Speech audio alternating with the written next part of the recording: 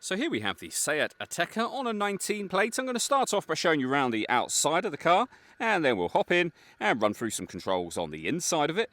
From the outside though, you can see it's a 5-door car with alloy wheels. We're going to start off inside the boot area first of all. As we approach the back of the car, you can see we have reversing sensors. Plenty of boot space as well, along with that 60/40 split folding rear seat, should you wish to increase this space even further again.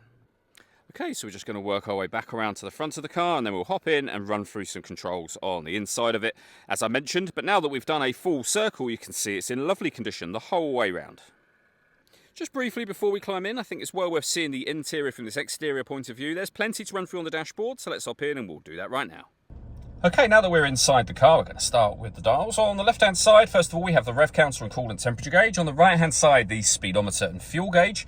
In the centre, you can see the total miles. They are 39,537. Above that, we have a digital readout for the speedometer. You can change information that's displayed there for various bits of trip computer, fuel economy information, and there are other menus available to you as well. And you can see me cycling through some of those on there now. If we back out to the steering wheel, the buttons I was using to do that are just here.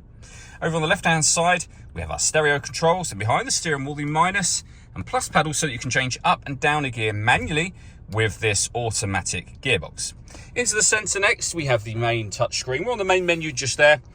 So you can use the dial within certain menus. Otherwise, as I say, it all becomes touchscreen. So you can see we have satellite navigation. Really nice, clear colour display. Very easy system to use. All of the physical buttons will take you into the very clearly labelled menus. So radio, for example, and you'll see we have DAB, FM and AM. Media is where you'll listen to your own music. Plenty of ways of doing that, as you can see on the screen now, and they include Bluetooth audio. So not only can you make and receive phone calls, you can also stream your music wirelessly as well. That is once you've paired your phone, of course, which is done by hitting the phone button, and then find mobile phone and follow the instructions on screen from there. We have our satellite navigation accessed via that button. And this car's got a full colour reversing camera with guidelines showing you what direction the car is headed in relation to the image shown on the screen. Working our way down, we have dual zone climate control. You can adjust the driver and passenger temperature. You can increase and decrease the fan speed. You can determine what direction you'd like the air to be distributed in. And when you're happy with those settings, your air conditioning is on. So that's off, back on, or hit auto.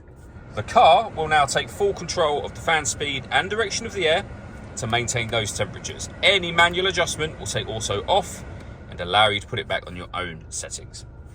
Underneath that, we have 2 USB inputs, auxiliary input, wireless charging for your phone just here, a 12-volt charging socket, the gear lever for the fully automatic gearbox. This button starts and stops the engine. You just need to make sure the key is in the car with you, of course.